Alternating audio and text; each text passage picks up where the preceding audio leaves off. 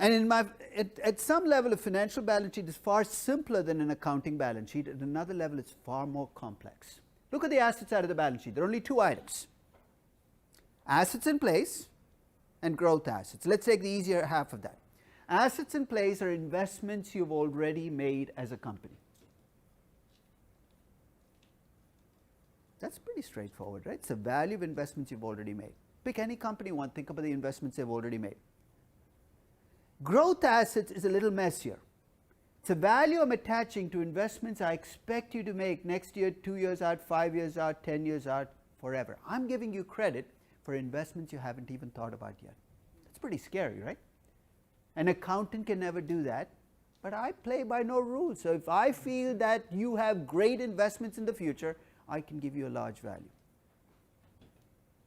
Let's look at a contrast. You look at Procter & Gamble. Where's most of the value for the company coming from? Investments they've already made or growth assets? Most of the stuff they've done is already on the ground. What else are they going to do? But if you look at a LinkedIn, and you can pick any young growth company, and I'm not going to pick them in terms of quality, just think of any young growth company. On a good day, maybe LinkedIn's assets in place are worth $1 billion because they made about $10 million in operating income last year. You're paying $40 billion for the company. The extra $39 billion is for what? Expectations, perceptions, hopes. Nothing wrong with it. But that's a first stop when you're an investor. You've got to stop and do a reality check. What are you buying when you buy this company?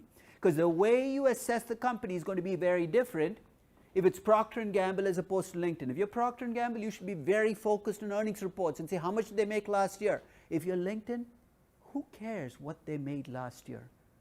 That's why when I see investors freak out over earnings reports from young companies, and there are lots of them, right? Take any social media company. Look at how they freak out. Earnings per share were 2 cents below expectations. I don't care because the value of your company is not coming from what you did last year. It's coming from what I think you can do in the future.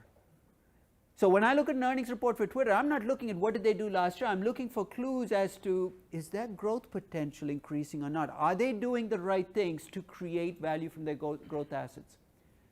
Most of the tools we have in finance were developed for mature companies. PE ratios, return on invested capital, things you're taught in business school. But if you have a growth company, you try to assess them using those tools. It's like using a hammer to do surgery. Think about it. That's going to be bloody and it's going to come to a bad end. It doesn't work. So one interesting thing you can do when you sit with a business is take the accounting balance sheet and contrast with the financial balance sheet. The younger a company, the less you will learn by looking at the accounting balance sheet, for a simple reason. If you haven't been around long, the accountant has nothing to record. So you look at a Twitter's balance sheet or a LinkedIn's balance sheet, there isn't much there yet. Doesn't make them a bad companies, it just makes them different. And on the other side of the balance sheet, you got only two items, debt and equity. There are only two ways you can fund a business. You can borrow the money or use your own money. You can slice this and dice this as much as you want.